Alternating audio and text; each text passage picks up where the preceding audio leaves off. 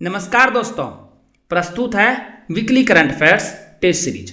इस वीडियो में हम लोग 16 से 23 दिसंबर 2025 तक के समसामयिक घटनाक्रम पर आधारित 30 अति महत्वपूर्ण मल्टीपल चॉइस क्वेश्चंस को व्याख्या के साथ हल करेंगे। पहला प्रश्न है, डेथ वैली नेशनल पार्क में फिर से उभरी प्राचीन झील का नाम क्या है? The right answer is option number A, lake Manly. America के डेथ वैली नेशनल पार्क में रिकॉर्ड तोड़ बारिश के बाद प्राचीन लेक मैनली फिर से उभर आई, जो बड वाटर बेसिन में एक अस्थायी उथली झील के रूप में दिखाई दे रही है। यह घटना उत्तरी अमेरिका की सबसे गर्म और शुष्क जगह में आइस एज काल की विशाल लेक मैनली की याद दिलाती है। हालांकि वर्तमान झील बहुत उथली है। यह दुर्लभ दृश्य पर्यटकों को आकर्षित कर रहा है, लेकिन बाढ़, सड़क बंदी और सावधानी की सलाह दी गई है तथा यह चरम मौसमी घटनाओं का संकेत भी है। स्टैनफोर्ड यूनिवर्सिटी के 2025 ग्लोबल एआई वाइब्रेंसी टूल में भारत की रैंकिंग क्या है? The right answer is option number C, third rank. Stanford HAI के 2025 ग्लोबल एआई वाइब्रेंसी टूल में भारत ने विश्व में तीसरा स्थान हासिल किया, जो 2024 के डेटा पर आधारित है और पिछले वर्ष की 7वीं रैंक से बड़ी छलांग है। भारत का स्कोर कितना रहा? 21.59। नंबर 1 पर है अमेरिका 78.6 के साथ, और चीन है दूसरे स्थान पर 36.95 के स्कोर के साथ। यह ranking 7 pillars research and development, responsible AI, economy, talent, policy and governance, public opinion और इंफ्रास्ट्रक्चर पर आधारित है। संयुक्त सैन्य अभ्यास डेजर्ट साइक्लोन द्वितीय कहाँ आयोजित हो रहा है? The right answer is option number D, Abu Dhabi. यह भारत UAE संयुक्त सैन्य अभ्यास वर्तमान में UAE में आयोजित हो रहा है, जबकि इसका पहला संस्करण 2024 में राजस्थान में हुआ था। अभ्यास का उद्देश्य शहरी युद्ध और सब कन्वेंशनल ऑपरेशंस में संयुक्त प्रशिक्षण को मजबूत करना है। होम बाउंड को ऑस्कर 2026 की किस कैटेगरी में शॉर्टलिस्ट किया गया है? The right answer is option number D, सर्वश्रेष्ठ अंतर्राष्ट्रीय feature film, best international feature film. Neeraj Ghaywan निर्देशित फिल्म होम बाउंड, जो भारत की आधिकारिक ऑस्कर एंट्री है, 98वें एकेडमी अवार्ड्स यानी ऑस्कर 2026 की best international feature film category की शॉर्टलिस्ट में शामिल हुई है। 86 देशों की प्रविष्टियों में से चुनी गई 15 फिल्मों में यह एकमात्र भारतीय फिल्म है जो अब फाइनल 5 नॉमिनेशन के लिए दौर में है। करण जौहर की धर्मा प्रोडक्शंस द्वारा निर्मित यह फिल्म उत्तर भारत के गांव में बसे 2 दोस्तों की कहानी के जरिए जाति, धर्म और सामाजिक दबावों को दिखाती है। नागरिक सम्मान द ग्रेट ऑनर निशान ऑफ इथियोपिया किसे प्रदान किया गया है? The right answer is option number C, PM Narendra Modi. PM Modi को 16 दिसंबर को अपनी पहली द्विपक्षीय इथियोपिया यात्रा के दौरान अदिस अबाबा में इथियोपिया के सर्वोच्च नागरिक सम्मान द ग्रेट ऑनर निशान ऑफ इथियोपिया से सम्मानित किया गया, जिसे प्रधानमंत्री डॉक्टर अबी अहमद अली ने प्रदान किया। यह यात्रा 15 से 18 दिसंबर की इनकी 3 देशीय यात्रा जॉर्डन, इथियोपिया, ओमान का हिस्सा थी। जॉर्डन यात्रा 37 वर्षों में किसी भारतीय प्रधानमंत्री की पहली पूर्ण द्विपक्षीय यात्रा रही। प्रोजेक्ट महादेवा फुटबॉल प्रतिभा विकास कार्यक्रम किस राज्य सरकार ने लॉन्च किया है? The right answer is option number B, Maharashtra. Maharashtra सरकार ने प्रोजेक्ट महादेवा नामक फुटबॉल विकास कार्यक्रम को मुंबई के वानखेड़े स्टेडियम में मुख्यमंत्री देवेंद्र फडणवीस ने लियोनेल मेसी की उपस्थिति में लॉन्च किया। यह कार्यक्रम राज्य के 36 जिलों से 13 वर्ष से कम उम्र के लड़के लड़कियों की प्रतिभा पहचान कर इन्हें 5 वर्षीय रेजिडेंशियल स्कॉलरशिप प्रदान करेगा। लियोनेल मेसी ने दिसंबर 2025 में गोट इंडिया टूर 2025 के तहत भारत की यात्रा की, जो इनकी 2011 के बाद दूसरी भारतीय यात्रा थी। इस 4 दिवसीय दौरे में कोलकाता, हैदराबाद, मुंबई और दिल्ली शामिल थे। कोलकाता में तो फैंस का हंगामा भी हो गया था, आप सभी ने न्यूज़ में देखा ही होगा। क्या आप 72वीं BPSC प्रीलिम्स एग्जाम की तैयारी कर रहे हैं और करंट अफेयर्स चाहते हैं, बिहार का भी और साथ साथ नेशनल और इंटरनेशनल का भी? तो ये आपको मिलेगा करंट अफेयर्स PDF कोर्स में एम्पियन अकेडमी ऐप पर। साथ ही इस ऐप पर आपको अन्य कोर्सेज भी मिल जाएंगे। ये सभी कोर्स हिंदी और इंग्लिश दोनों भाषाओं में अलग अलग उपलब्ध है। साल भर का क्वालिटी करंट अफेयर्स आप केवल 18 घंटे में रिवाइज कर पाएंगे। कैसे? वीकली करंट एमसीक्यूज लगभग 50 पीडीएफ आपको मिलेंगे। एक पीडीएफ को रिवाइज करने में 6 मिनट का समय लगेगा। 5 घंटे में इसे आप रिवाइज कर पाएंगे। Monthly current affairs short note 12 PDF हर महीने का एक पीडीएफ को रिवाइज करने में 30 मिनट का समय लगेगा। कुल 6 घंटे में इसे रिवाइज कर पाएंगे। Bihar monthly current affairs 14 PDF मिलेंगे। 12 महीने का एक पीडीएफ और 2 बजट और इकोनॉमिक सर्वे का। 30 मिनट में आप एक पीडीएफ रिवाइज कर पाएंगे। कुल आपको 7 घंटे लगेंगे। तो कुल मिला के 18 घंटे में आप पूरे कंटेंट को एक बार में रिवाइज कर पाएंगे। ये पीडीएफ नोट्स और अन्य टेस्ट सीरीज आपको मिलेगा कैसे? गूगल प्ले स्टोर पे आप एमपीएन अकेडमी टाइप कीजिए। इस प्रकार से ये ऐप दिखेगा। इसे आप इंस्टॉल कर लीजिएगा। ये लोगो ध्यान से देख लीजिएगा। ओटीपी के साथ लॉगिन कीजिए। स्टोर सेक्शन मिलेगा, वहां पर कोर्सेज चुनिए। Current affairs PDF course, diamond static GK notes, साथ में टेस्ट सीरीज भी दी जा रही है। एनसीईआरटी टेस्ट सीरीज और चैप्टर वाइज एमसीक्यू, साथ में BPSC previous year question paper के कोर्सेज भी आपको मिल जाएंगे। कोर्स को ओपन करने के बाद नीचे स्क्रॉल करके आई एम इंटरेस्टेड पर क्लिक कीजिए। पेमेंट का लिंक आपको मैसेज में और व्हाट्सएप पर भी मिल जाएगा। पेमेंट कीजिए, आपको सारे कंटेंट एमपीएन अकेडमी ऐप पर मिल जाएंगे। चिली के नए राष्ट्रपति कौन चुने गए हैं? The right answer is option number D, Jose Antonio cast.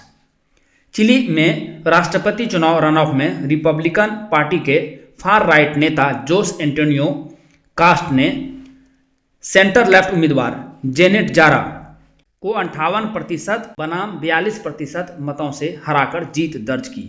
यह कास्ट की तीसरी कोशिश थी और इसे 1990 के बाद चिली का सबसे बड़ा दक्षिणपंथी राजनीतिक बदलाव माना जा रहा है। यह जीत लैटिन अमेरिका में दक्षिणपंथी लहर का हिस्सा मानी जा रही है। कास्ट 11 मार्च 2026 को पद संभालेंगे। राष्ट्रीय ऊर्जा संरक्षण पुरस्कार 2025 किस रेलवे स्टेशन को प्रदान किया गया है? The right answer is option number C, Miana railway station. Madhya Pradesh के गुना जिले में स्थित मियाना रेलवे स्टेशन को राष्ट्रीय ऊर्जा संरक्षण पुरस्कार 2025 से सम्मानित किया गया है। यह पुरस्कार राष्ट्रपति द्रौपदी मुर्मू ने विज्ञान भवन नई दिल्ली में परिवहन श्रेणी रेलवे स्टेशन में उत्कृष्ट ऊर्जा दक्षता के लिए प्रदान किया। स्टेशन ने एलईडी लाइटिंग, बीएलडीसी पंखे और स्मार्ट लाइटनिंग सर्किट के माध्यम से लगभग 10,000 यूनिट बिजली की बचत की है। आत्मकथा the one cricket my life and more किसकी है? The right answer is option number C, Shikhar Dhawan. इस आत्मकथा के लेखक हैं भारतीय क्रिकेटर शिखर धवन, जिसे हार्पर कॉलिंग्स इंडिया ने प्रकाशित किया है। यह पुस्तक इनके क्रिकेट करियर, व्यक्तिगत जीवन, रिश्तों, संघर्षों और मैनिफेस्टेशन की शक्ति पर ईमानदार दृष्टिकोण प्रस्तुत करती है। हाल ही में मेरी योजना पोर्टल किस राज्य में लॉन्च किया गया है? The right answer is option number B, Uttarakhand. Uttarakhand के मुख्यमंत्री पुष्कर सिंह धामी ने देहरादून में मेरी योजना पोर्टल उत्तराखंड का लोकार्पण किया। यह डिजिटल प्लेटफॉर्म नागरिकों को केंद्र और राज्य सरकार की कल्याणकारी योजनाओं की जानकारी, पात्रता, आवेदन प्रक्रिया और लाभ एक ही जगह पर उपलब्ध कराता है। इसी अवसर पर मेरी योजना राज्य सरकार और मेरी योजना केंद्र सरकार नामक 3 पुस्तिकाओं का भी अनावरण किया गया। आईपीएल इतिहास के सबसे महंगे खिलाड़ी कौन है? The right answer is option number A, Rishabh Pant. IPL इतिहास के सबसे महंगे खिलाड़ी हैं ऋषभ पंत, जिसे 2025 मेगा नीलामी में लखनऊ सुपर जायंट्स ने 27 करोड़ रुपए में खरीदा था और यह रिकॉर्ड अब भी कायम है। अभी न्यूज में क्या है, 2026 मिनी नीलामी में कैमरन ग्रीन को कोलकाता नाइट राइडर्स ने 25.2 करोड़ रुपए में खरीदा, जिससे ये सबसे महंगे विदेशी खिलाड़ी बन गए हैं। हालांकि विदेशी खिलाड़ियों की सैलरी कैप 18 करोड़ होने के कारण ग्रीन को वास्तविक रूप से 18 करोड़ ही मिलेंगे। इस सूची में दूसरे स्थान पर हैं श्रेयस अय्यर 26.75 करोड़ रुपए के साथ 2025 में ही। आईपीएल इतिहास के सबसे महंगे अनकैप्ड खिलाड़ी कौन बने हैं? The right answer is option number C, ऊपर के दोनों, प्रशांत वीर भी और कार्तिक शर्मा भी। प्रशांत वीर हैं उत्तर प्रदेश के और कार्तिक शर्मा हैं राजस्थान के। दोनों को चेन्नई सुपर किंग्स ने आईपीएल 2026 मिनी नीलामी में 14.20 करोड़ रुपए में खरीदा। दोनों ने 30 लाख रुपए के बेस प्राइस से 47 गुना अधिक कीमत पाकर आवेश खान 10.2 करोड़ 2022 का रिकॉर्ड तोड़ा है। इसी नीलामी में बिहार के 4 अनकैप्ड खिलाड़ी मोहम्मद इजहार, साकिब हुसैन, अमित कुमार और सार्थक रंजन को 30 लाख रुपए में खरीदा गया।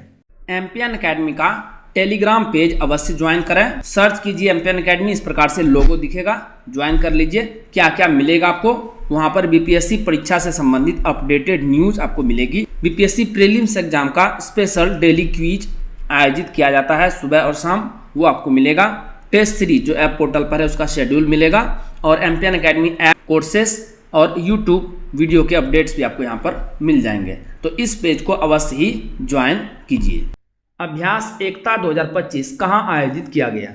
The right answer is option number B, Maldives.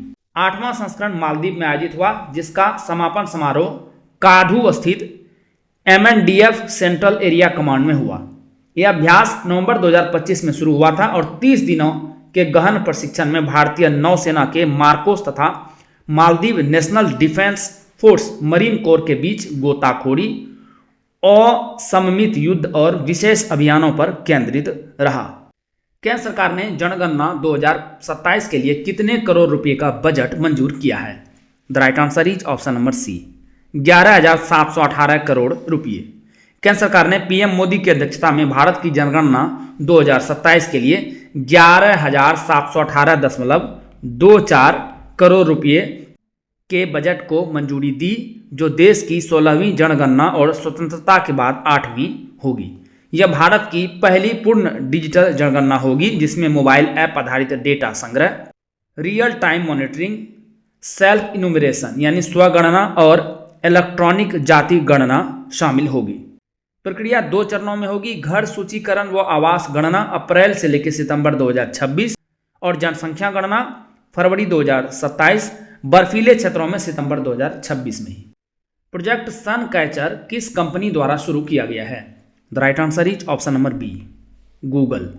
Google ने नवंबर 2025 में प्रोजेक्ट सन कैचर की घोषणा की, जो मूनशॉट फैक्ट्री एक्स की दीर्घकालिक पहल है और अंतरिक्ष में सौर ऊर्जा चालित डेटा सेंटर विकसित करने पर केंद्रित है। इसमें टीपीयू संचालित उपग्रहों का कॉन्स्टेलेशन लेजर आधारित ऑप्टिकल लिंक्स और पृथ्वी से 8 गुना अधिक सौर ऊर्जा का उपयोग शामिल है। लक्ष्य एआई की बढ़ती कंप्यूटिंग जरूरतों को पर्यावरण अनुकूल तरीके से पूरा करता है, क्योंकि धरती पर डेटा सेंटरों की बिजली खपत 2030 तक 165% तक बढ़ सकती है। भारतीय नौसेना ने DSC-A20 को कहां कमीशन किया?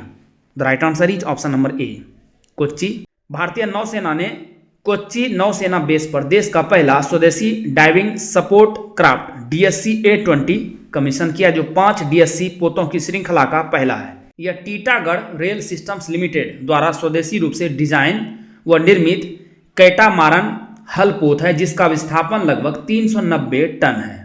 सैयद मुश्ताक अली ट्रॉफी 2025-26 का खिताब किस टीम ने जीता? The right answer is option number C, Jharkhand. Jharkhand ने इसका खिताब पहली बार जीतते हुए 18 दिसंबर को पुणे में खेले गए फाइनल में हरियाणा को 69 रनों से हराया। कप्तान ईशान किशन ने 49 गेंदों में 101 रन बनाए और कुमार कुसाग्र के साथ 177 रन की रिकॉर्ड साझेदारी कर टीम को 262 रन पर 3 विकेट फाइनल का सर्वोच्च स्कोर तक पहुंचाया। जवाब में हरियाणा 193 रन पर सिमट गई। Ishan Kishan player of the match बने और ये झारखंड के कप्तान भी थे। फीफा अरब कप 2025 का खिताब किसने जीता है? The right answer is option number B, Morocco. Morocco ने इसका खिताब कतर के लुसेल स्टेडियम में खेले गए फाइनल में जॉर्डन को अतिरिक्त समय में 3-2 से हराकर जीता। यह 11वां संस्करण था, जिसमें 23 टीमों ने भाग लिया और कतर मेजबान रहा। स्टैच्यू ऑफ यूनिटी के डिजाइनर प्रसिद्ध मूर्तिकार कौन थे, जिनका हाल ही में निधन हुआ? The right answer is option number C, Ramvanji Sutar. दुनिया की सबसे ऊंची प्रतिमा स्टैच्यू ऑफ यूनिटी 182 मीटर का है। यह प्रतिमा के मुख्य डिजाइनर और प्रख्यात मूर्तिकार रामवंजी सुतार का नोएडा स्थित आवास पर 100 वर्ष की आयु में निधन हो गया। सरदार वल्लभ भाई पटेल की प्रतिमा के माध्यम से इन्होंने भारतीय शिल्प कला को वैश्विक पहचान दिलाई। इन्हें पद्मश्री 1999 में, पद्म भूषण 2016 में मिला था।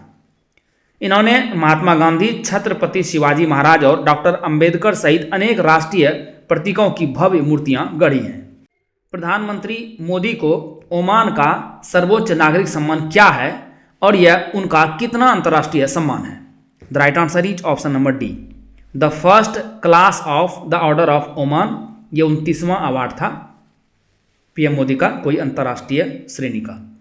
ओमान के सुल्तान कैथम बिन तारिक ने 18 दिसंबर को मस्कट में प्रधानमंत्री नरेंद्र मोदी को देश का सर्वोच्च नागरिक सम्मान the first class of the order of Oman प्रदान किया। इसी दिन भारत ओमान व्यापक आर्थिक साझेदारी समझौते सीईपीए पर हस्ताक्षर हुए, जिससे व्यापार, निवेश और सेवाओं में बाधाएं कम होंगी और द्विपक्षीय व्यापार 10 अरब डॉलर से अधिक तक पहुंचने की क्षमता बनेगी। समझौते के तहत ओमान ने भारत के 98% प्लस निर्यातों पर शुल्क मुक्त पहुंच दी, जबकि भारत ने पेट्रोकेमिकल्स, डेट्स और मार्बल पर शुल्क घटाया। साई जाधव ने किस संस्थान से ग्रेजुएट होकर 93 वर्ष पुरानी परंपरा तोड़ी है? The right answer is option number D, Indian military academy Dehradun.